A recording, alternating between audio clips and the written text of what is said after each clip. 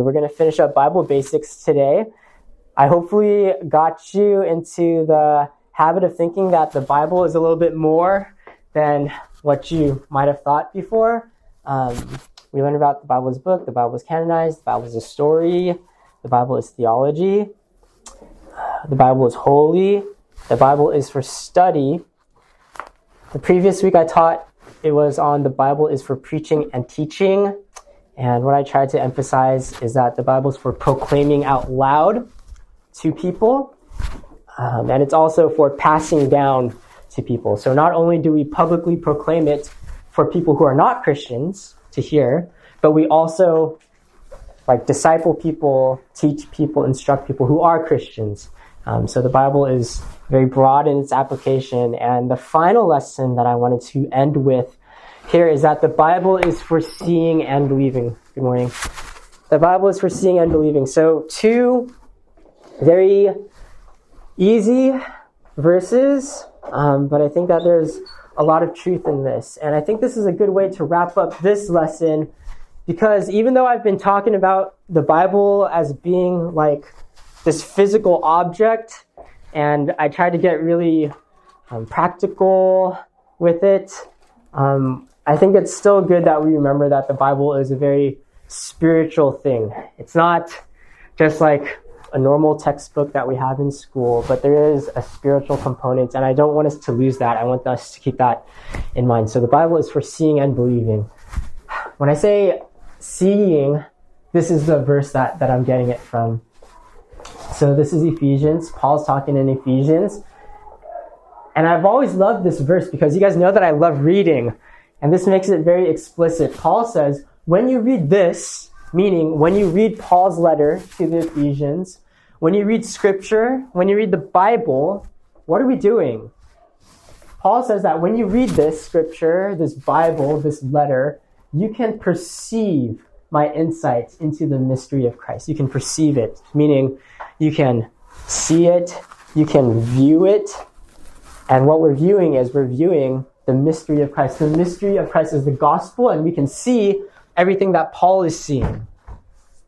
So as we read the Bible, there's some sort of transfer of information going on between our eyes and our brain and Paul's pen and the book and our hearts and the heart of God. There's something going on there. And at the basic level, it's that we can see exactly into the spiritual realm, into the mystery of Christ.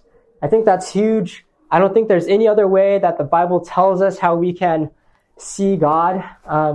Some people, are not some people. The Bible does say that we're able to see God's glory in several ways. The first way is through nature and through the world and looking at the heavens because they declare the glory of God. That would be like a general or a broad revelation, but a specific revelation, meaning somewhere where we can absolutely see Jesus clearly presented on the cross and what he did for us in salvation is by reading. Good morning. So the Bible is for seeing. That's how we see Jesus. And I think that it's important that we remember that, the letter of Ephesians was written by Paul, and we have this direct line of sight into exactly what he was seeing. And if you know Paul, he saw Jesus on the Damascus Road. He was blinded, but he was also able to keep writing all these letters. And so Paul, the absolute author who was penning the scriptures, we were able to see exactly what he's seeing into the mind of Christ. It's not like some transfer, secondary information. It's direct. And I think until you get to the point where you've read enough of the Bible and you've spent enough time with the Bible, you might not have felt that. You might not have ever felt like, hey, when I read the Bible, I can totally see Jesus. And I want to challenge you to keep reading the Bible until you can get to the point where it's so clear. Jesus will reveal himself to you, but you do have to look at him through the Bible. So that's the first point. The Bible is for seeing. Secondly, the Bible is for believing. Okay, let's read this. This is John 20:31. It says, "But these are written," meaning the scriptures, the book of John, the Bible. "But the Bible is written, but these are written so that you may believe that Jesus is the Christ, the Son of God, and that by believing you may have life in his name. And this is a very famous passage. People like to use this passage when they're talking about, what's like the point of the book of John? What's like the big theme about the book of John? And it's believing. And you can extrapolate that and just say that's the whole point of the entire Bible. The whole point is that you would come to believe in God and Jesus and being saved from your sin. The Bible is not just a book of like wisdom for how to live your life. The Bible is not just a book with good sayings, good morning, and about how to be a good person, but the Bible is written primarily so that you can believe in Jesus. And so, again, another exhortation to you. If you have not read the Bible and felt that you want to believe, then I encourage you just to keep reading until you do. You know, believing is something that we can't force upon people, right? You can't say, man, you got to believe it. I force you to believe. That's a heart change.